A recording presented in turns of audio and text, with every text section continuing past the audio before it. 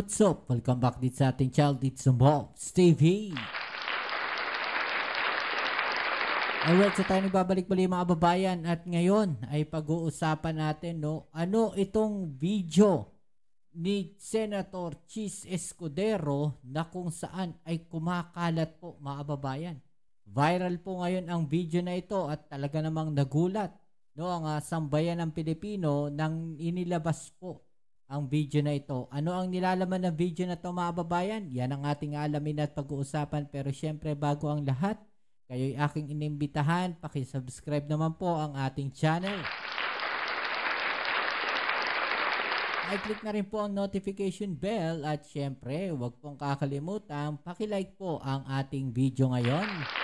Click nyo na po yung like button dyan sa ibaba. Maraming salamat po sa inyo. Okay, so 1 view, 1 like po sana. Shoutout sa mga followers at subscribers natin dyan.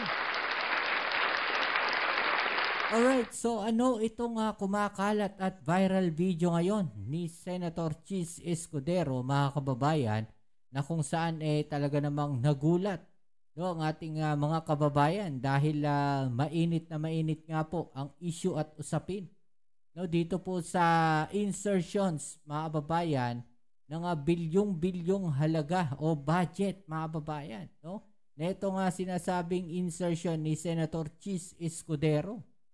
Naniniwala po ba kayo na nagkaroon ng insertions mga kababayan? At ito po ngayon yung video na kung saan ito daw pong si Senator Chis Escudero ay nahuli na bumisita daw po sa kamera. Not once but twice mga kababayan. Yan po ay sa kasagsagan ng BICAM deliberation sa 2025 budget mga kababayan. Ibig sabihin habang pinag-uusapan po yung budget ay pumunta daw po ito nga si Senator Chis Escudero diyan po sa kamera. Okay, so ito po yung video na yan ngayon mga kababayan ang ating ilalabas at ilalantad dahil talaga namang mainit na mainit ito nga si Senator Chis Escudero ngayon. Okay, so panoorin po natin tong video na to mga kababayan at kayo na po ang bahalang magbigay ng inyong komento at saloobin dito. Alright, let's go. Mas tumindi pa ang espekulasyon sa umano'y budget insertions ni SP Chis. Nahulikam kasi ang kanyang pagbisita sa Kamara not once but twice sa kasagsagan ng BICAM deliberation sa 2025 budget. Ang detalye sa agenda report ni Dexter Ganibe, live nagulat mula sa Batasang Pambansa. Dexter, so ano na ang latest dito sa tinaguriang ham and cheese insertions? Corina, mukhang hindi natatagal ang ham and cheese na breakfast o merienda sa Senado dahil ang sunog, kahit takluban mo man ng malaking planggana, sisingaw at sisingaw pa rin ang usok nito. Oo nga, grabe Hahamakin ang lahat. Ibig bang sabihin, ito po ay lihim na ginagawa ni Senator Chis Escudero? Mga babayan, ito po ba ay bawal na gawin? Dahil sinasabi nga na parang gagawin niya ang lahat, mga babayan. Diba? Bawal po ata yan na sila ay pumunta sa kamera. Well, hindi ko rin po alam yan. I-comment nyo lang po dyan sa ibaba. Alright, tuloy natin. Makamit lang ang minimithi. Isang kasabihan na naging gabay ng ilan para magtagumpay sa buhay. At tila yan din ang batayan ni Senate President Chis Escudero noong 19th Congress sa issue ng tumataginting na 142.7 billion pesos na umano'y budget insertions sa 2025 General Appropriations Act o GAA.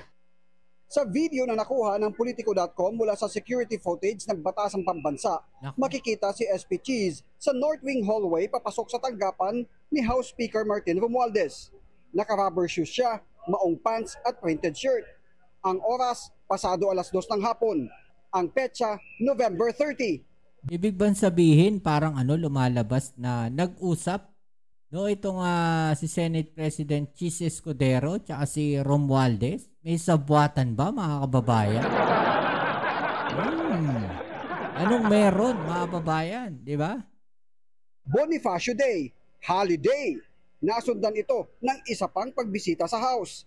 Ang unang pagbisita nangyari 2 araw matapos simulan ang Bicameral Conference Committee para sa GAA. Wala pang Senate President sa kasaysayan ang bumisita sa House sa kasagsagan ng BICAM deliberations ng national budget, partikular sa panahon ng pag-reconcile ng mga magkaibang probisyon ng kanilang bersyon. Naaprobahan ng BICAM ang national budget noong December 11, 2024. At sa pag-aaral ng Politico.com, pangalawa ang lalawigan ng Sorsogon na home province ni Escudero sa nakakuha ng pangalawang pinakamalaking budget para sa mga proyektong pang-infrastruktura kasama ang flood control projects. Nagkakahalaga ito ng 9.1 billion pesos. Pero pinakamalaking bahagi ng 142.7 billion pesos na umano'y budget insertions ay napunta sa baluarte ng kaalyado ni SP Cheese na si Joel Villanueva, ang lalawigan ng Bulacan. Higit ito sa 12 billion pesos. Para kay Senator Loren Legarda, kailangang mapag-usapan ito bago masimulan ang pagbusisi ng 2026 national budget. It is important before we proceed to the NEP of 2026, we have to exercise our strict oversight on the GAA of 2025. Meaning, suriin natin saan nagkamali, saan ang pagkukulang, saan ang mali. Hinimok naman ni Senator Amy Marcos ang Senate leadership na sagutin ang issue dahil para sa kanya, hindi ito pawang aligasyon lang dahil ito ay ang katotohanan.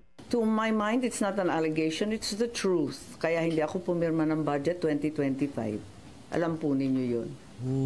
Ako unang nagbunyag, tumayo ako noong early December tungkol sa BICAM at pinoprotesta ko ang proseso at yung mga pangyayari.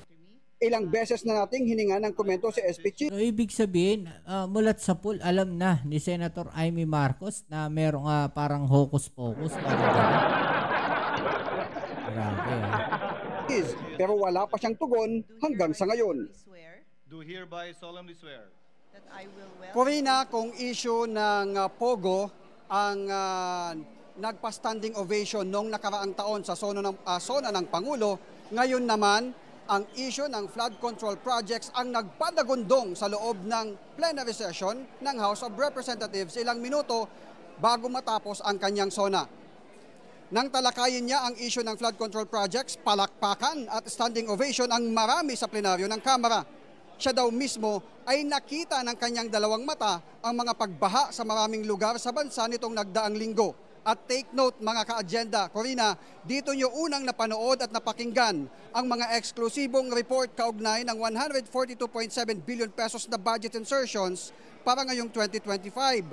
At malaking bahagdan dyan ay laan para sa flood control projects na hanggang ngayon ay parang wala pang naiparatutupad. At kita naman sa resulta ng mga pagbaha. Kaya ang Pangulo, tinukuran niya ang pahayag na mahiya naman kayo sa mga nasa likod ng mga proyektong ito na mistulang inanod na kasama ng mga rumaragasang baha. Inutos na niya ang investigasyon dito. Narito, pakinggan natin ang bahaging yan ng talumpati ni Pangulong Bongbong Marcos. Kamakailan lamang, nag-inspeksyon ako sa naging epekto ng habagat ng bagyong Krising, Dante at Emong. Kitang-kita ko na maraming proyekto para sa flood control ay palpak at gumuho. At yung iba, guni-guni lang. Huwag na po tayo magkunwari. Alam naman ng buong madla na nagkakaraket sa mga proyekto.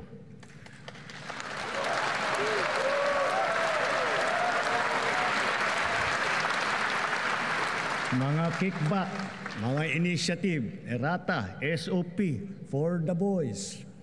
Kaya sa mga nakikipagsabwatan upang kunin ang pondo ng bayan at nakawin ang kinabukasan ng ating mga mamamayan, mahiya naman kayo sa inyong kapwa Pilipino. Grabe, no? Pinalakpakan talaga si PBBM dyan, no?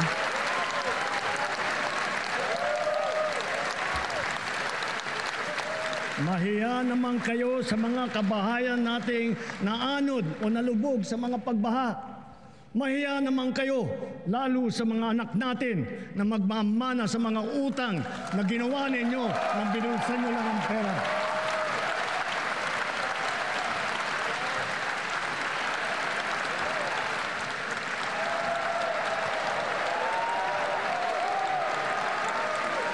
No, tayuan sila. Actually, sinasabi nga ni Senator Ping Lacson, isa siya no sa pinakamalakas pumalakpak at pinakamatagal pumalakpak. No, diyan dahil po diyan sa mensahe na yan ng ating Pangulong Bongbong Marcos, mga babayan.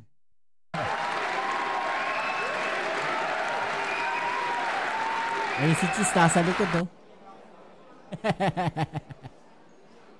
Parang sapul na sapul si Chis dun, eh. No? Corina, ang pinakaunang utos ng Pangulo sa DPWH isumiti sa kanya personally yung listahan ng mga proyekto ng flood control simula nung manungkulan siya hanggang ngayong taon. At kanyang re-reviewin ito, yung mga nagawa na, yung ongoing, at yung mga ghost projects na flood control projects. At ang pangako ng Pangulo sa publiko, isa sa publiko, ipapublish niya ang listahan ng mga ito. Yun ang matindi rin, mga babae. So exciting pala kung seryoso talaga si Pangulong Marcos, ano? Pero sino ang magbabantay sa DPWH? Talagang DPWH din ang magbabantay sa sarili niya. Tungkol dito sa mga proyektong kontra-baha? May mga nakausap na tayo mga Senator Corina. Ang sabi nila, magsasagawa sila ng investigasyon. Kukwestiyonin nila ito bago pa man magsimula yung deliberasyon para sa 2026 national budget. Corina? Ayan, oo. Kasi parang kailangan yata ng komite para lang sa pagbabaha. Kasi yan talaga ang tinayuan, no, sa speech o talumpati ni Pangulong Marcos. Pero napansin mo rin, Dexter, walang banggit sa buong 1.5 oras na speech ang tungkol sa ICC, sa pagkakakulong ni Pangulong Duterte. Yes, at gayon, ICC. at gayon din yung impeachment ni VP Sara, at gayon din yung issue tungkol sa online gaming. Oo, actually yun ang inaabangan din natin na baka dahil tulad nung nakaraang taon, Pogo, may kinalaman sa gaming, pero kanina nagulantang ang lahat nang banggitin niya yung tungkol sa mahiya naman kayo doon sa mga nagnanakaw ng kinabukasan ng mga kapwa Pilipino. Corina. Ayun, so isipin na lang natin na baka yun ang kanyang pinatuturingan. Pero yung sa espesipiko, wala siyang banggit sa tatlong issue na iyan. Okay, maraming salamat, Dexter Ganibe. Nagulat siya ng live. Okay, so yan mga kababayan, no? Grabe, no? So, ano masasabi po ninyo dyan? No, i-comment na lang po sa ibaba ang inyong mga opinion at atin yung pag-usapan, alright? So yan muli, maraming salamat sa lahat ng mga patuloy na kasuporta dito sa ating channel. Yan po muna ang ating update ngayon. At magkita-kita ulit tayo sa ating next video upload. Maraming salamat po sa inyong suporta. Ito po muli ang inyong Kuya Mobs sa Mobs TV. Peace. I'm out.